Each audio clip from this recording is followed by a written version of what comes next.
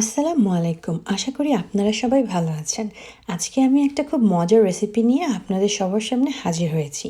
লাউ। আমরা কমবেশি সবাই লাউ খেতে খুবই পছন্দ করি। কিন্তু লাউয়ের স্কিন থেকেও যে আরও একটা মজার রেসিপি তৈরি করা যায় আমরা হয়তোবা অনেকেই জানি না। আমি আপনাদেরকে দেখাবো স্টেপ বাই স্টেপ কীভাবে এই লাউয়ের স্কিন দিয়ে আমরা খুব মজার রেসিপিটা তৈরি করতে পারি।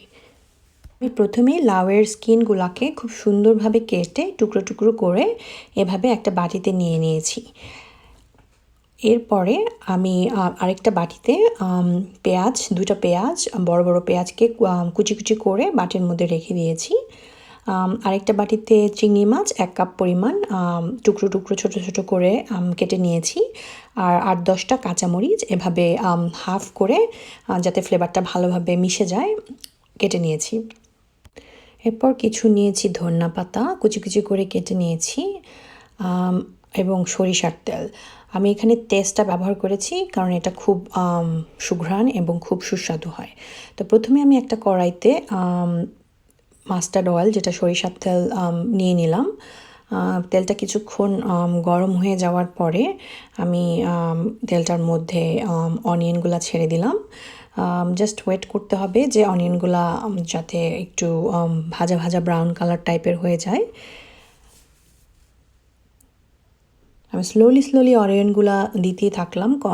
যখন অনিয়নগুলা একটু বাদামি কালারের মতো হয়ে যাবে তখন আমি এটার সাথে আস্তে আস্তে লাউয়ের চোকলা এবং চিংড়ি মাছগুলো অ্যাড করে দিলাম, সাথে কাঁচামরিচগুলো। আমি সবসময় খেয়াল রাখতে হবে যে আমি চুলার আঁচটা মিডিয়ামভাবে রাখতেছি এবং কাঁচামরিচ এবং চিংড়ি মাছগুলোকে একটু স্ম্যাশ করে দিতে হবে যাতে একটু ভর্তার মতো এবং ফ্লেভারটা ভালোভাবে মিশে যায়। এর মাঝখানে আমি আধা চামচ সল্ট দিয়ে দিয়েছি এবং আস্তে করে ঢেকে দিয়েছি। তো আমি কিছুক্ষণ পরে 5-10 মিনিট পরে আমি এসে দেখতে একটু ব্রাউন কালার যখন দেখতেছি যে পেঁয়াজটা একটু ব্রাউন হয়ে গেছে তখন আরেকটু ভালোভাবে নেড়ে দিচ্ছি এবং চিংড়ি মাছগুলোকে আরও ভালোভাবে স্ম্যাশ করে দিচ্ছি যাতে ফ্লেভারটা পুরা মিশ্রণটার সাথে মিশে যায়।